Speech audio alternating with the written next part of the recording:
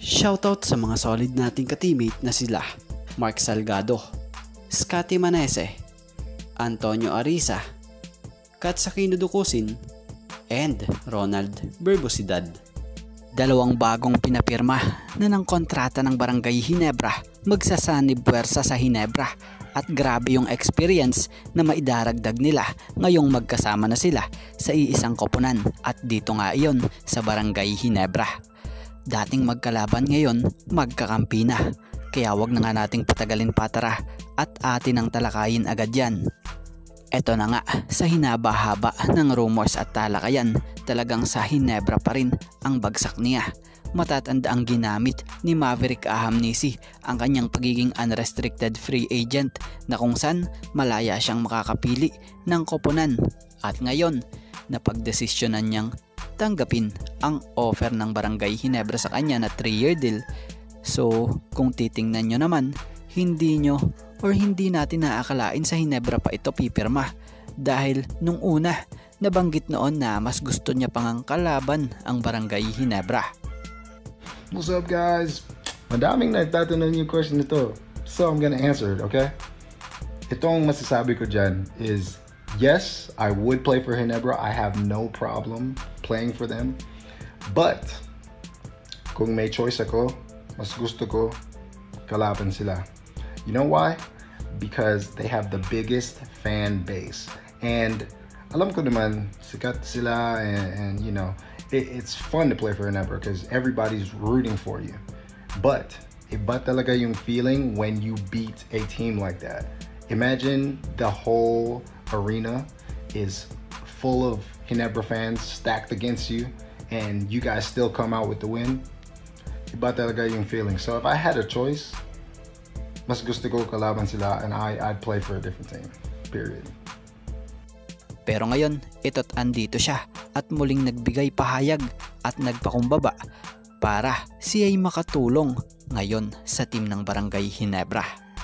Magandang gabi, guys. I'm very excited to announce that I am finally officially a part of the Barangay Ginebra Gin Kings. So this is a message to all the die-hard Barangay Ginebra fans. Salamat talaga sa suporta. I promise I will give my 100% effort every game. I understand that the winning tradition here is something you guys take super seriously. So I will try my very best to help what is already a great team become better, and sana magiging champion ulit tayo. Pero ano pa, magagamit ng Ginebra yung swag ni Ahamnisi sa laro. So may offensive guard na nga muli ang Ginebra na pifit sa sistema nitong si Coach Tim Cone. At iyon ang namiss ng Ginebra since nang nabakante yung posisyon ni Tenorio noon. Pero ngayon, bukod sa pagdating ni Ahamnisi sa Ginebra, bumalik na rin si Tenorio.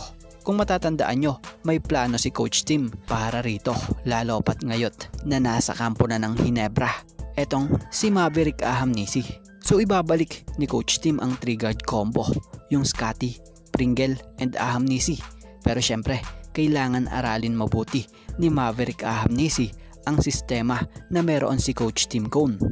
So bukod kay Maverick Ahamnisi na pinapirma at binigyan ng kontrata, so isa pa nga po ang Ginebra high flyer na si Jamie Malonzo ang nakatanggap ng bagong kontrata na 2-year deal.